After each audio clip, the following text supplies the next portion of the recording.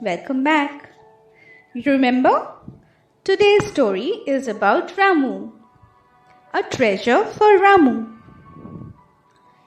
Vishnu Kaka's grandchildren had come to visit him. Vishnu Kaka was a very good friend of Ajja. They had lived next door to each other for many years. Unfortunately, his wife Vasanti Kaki had died a few years back. Though there was a cook, his grandchildren Sharan, Suma and Divya always preferred to eat in Ajji's house, which Ajji also welcomed. With 7 hungry children to feed, Ajji realized telling a story would be a good way to keep them quiet till the food got cooked. Ajji started the story while peeling the cucumbers. Did you know that sometimes even the gods in heaven can get into an argument? That's what happened once when Lakshmi, the goddess of wealth, found herself cornered by all the other gods.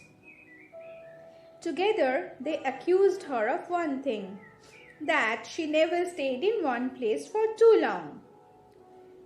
No sooner are you comfortably settled in one house, do you decide to leave it and off you go elsewhere, they said to her. Lakshmi sniffed and said, That's not true. I stay in a house as long as I am welcome. If people think ahead, work sincerely and spend money wisely, I stay with them forever. Unfortunately, often when I am in one place for a while, people behave strangely and I have no choice but to leave. The other gods pooh-poohed these and refused to believe her. Poor Lakshmi decided she needed to show them proof of what she had just said. Here is what she did to show that she was correct. Remember, many human years make only a second in God years. So what took years to happen on earth, the gods could see in only a few minutes. Ramu and Rani were farmers.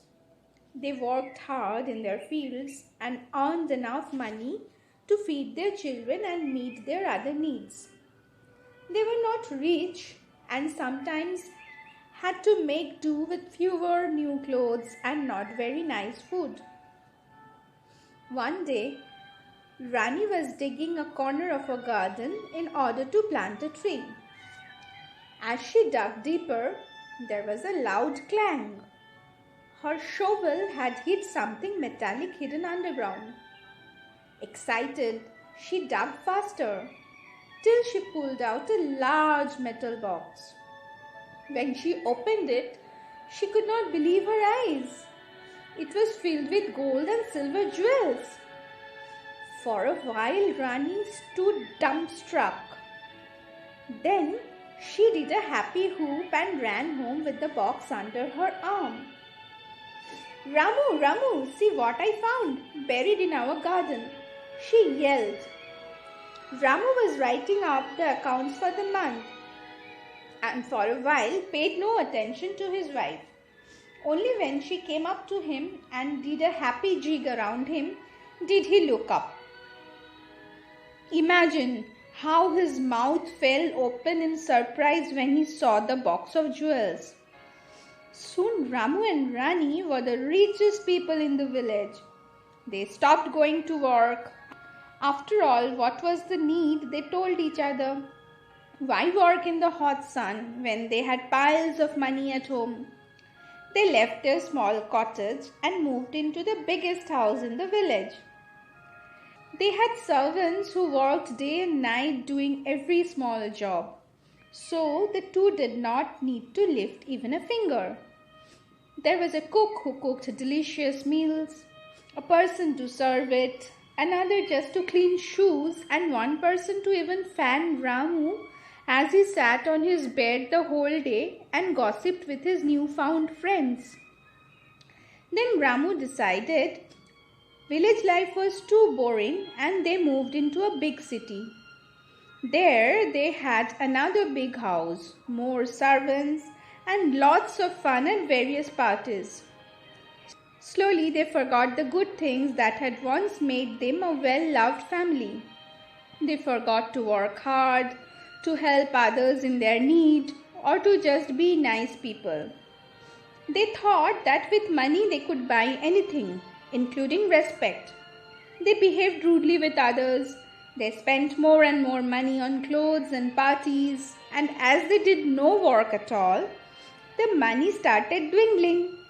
They started borrowing from others, which they soon could not pay back. One day, Ramu looked sadly at his account book.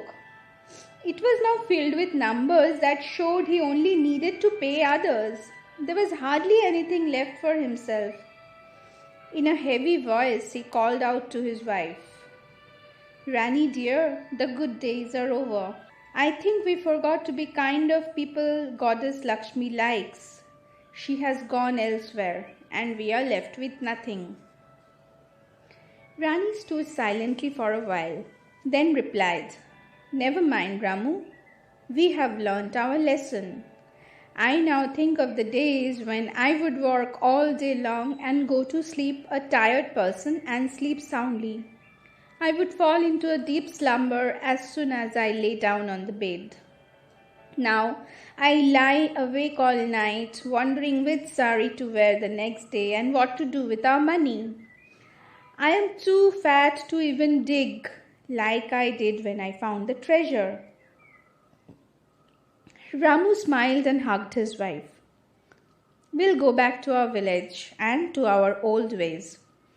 We will work hard like we did once, and we will help everyone around us. Maybe that will make Lakshmi come back to us one day. And even if she doesn't, we will try to be happy with what we have." So Ramu and his family went back to their old home. And do you know what? They did live happily ever after. The gods watched what was happening with Ramu and Rani from the heavens as Lakshmi entered and then left their house. They had to agree with her.